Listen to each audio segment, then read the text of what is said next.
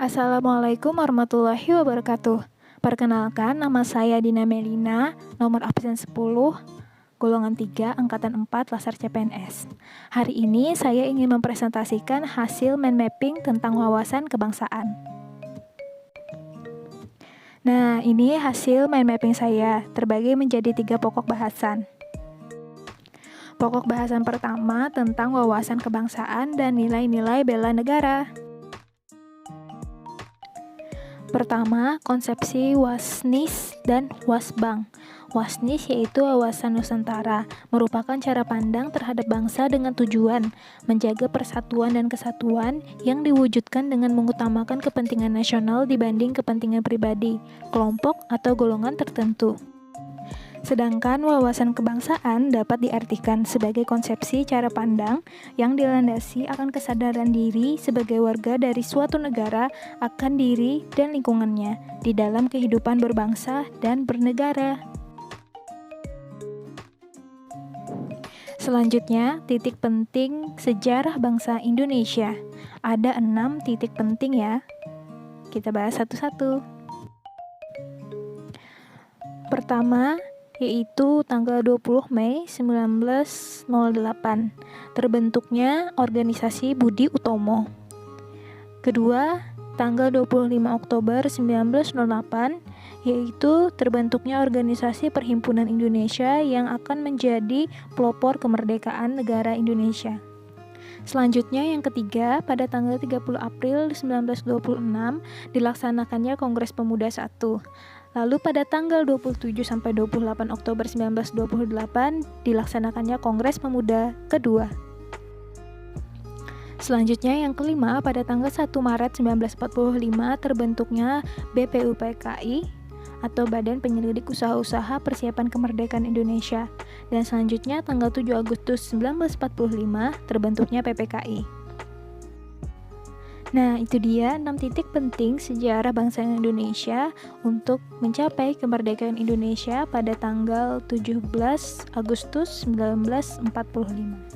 Selanjutnya, 4 konsensus dasar. Pertama, Pancasila sebagai dasar negara Indonesia. Kedua, UUD 1945 sebagai konstitusi negara Indonesia. Ketiga, NKRI sebagai Negara Kesatuan Republik Indonesia, dan terakhir Bhinneka Tunggal Ika sebagai semboyan dan pemersatu bangsa. Nah, pembahasan selanjutnya kita akan membahas nilai-nilai dasar bela negara. 1. Cinta tanah air.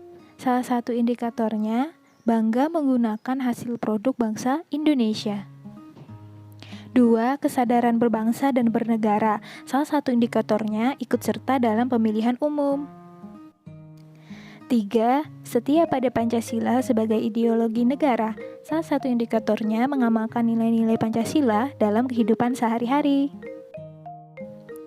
4. Rela berkorban untuk bangsa dan negara. Salah satu indikatornya bersedia mengorbankan waktu, tenaga, dan pikirannya untuk kemajuan bangsa dan negara. Yang kelima, kemampuan awal bela negara. Salah satu indikatornya senantiasa memelihara jiwa dan raga. Lalu, bendera yang digunakan bangsa Indonesia adalah bendera merah putih, bahasa Indonesia, dan lambang negara Garuda Pancasila. Terakhir, lagu kebangsaan adalah Indonesia Raya.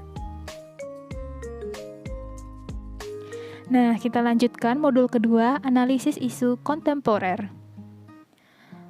Perubahan lingkungan strategis terjadi dari individual, lalu ke lingkungan family, lalu ke community, lalu ke lingkungan society, dan yang terakhir ke lingkungan global. Modal insani terdiri dari modal intelektual, emosional, sosial, ketabahan, etika atau moral, dan yang terakhir kesehatan fisik atau jasmani. Isu-isu strategis kontemporer. Adanya korupsi, narkoba, terorisme atau radikalisme, money laundering, proxy war, kejahatan miscommunity, dan COVID-19 atau Omicron. Teknik analisis isu. 1. PKL atau USG. 2. Tree analysis atau fishbone. Dan yang ketiga, analisis SWOT. Terakhir, modul ketiga, kesiapan bela negara.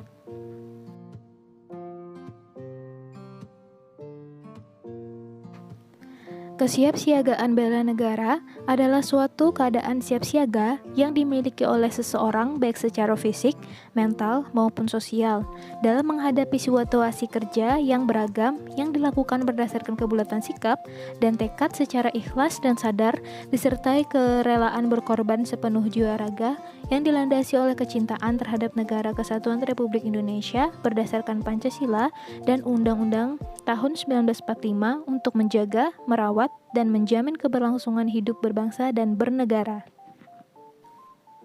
Kemampuan awal bela negara dilakukan dengan menjaga kesehatan jasmani lalu kesehatan mental, akan menghasilkan kesiapsiagaan jasmani dan kesiapsiagaan mental. Lalu diiringi dengan menjunjung kearifan lokal dan memiliki etika, etiket, dan moral.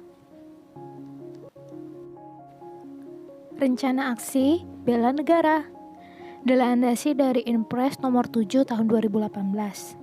Rencana aksi Latsar CPNS mewujudkan aktualisasi dari nilai-nilai bela negara yang dijabarkan dalam bentuk rencana kegiatan bela negara yang akan dilakukan oleh peserta baik secara on kampus di lembaga diklat maupun selama off kampus di instansi tempat bekerja peserta masing-masing. Kegiatan bela negara dilakukan dengan membangun tim, kewaspadaan dini, keprotokolan, yang terakhir PBB atau TUS. Sekian penjelasan materi kali ini. Saya Dina pamit undur diri. Wassalamualaikum warahmatullahi wabarakatuh.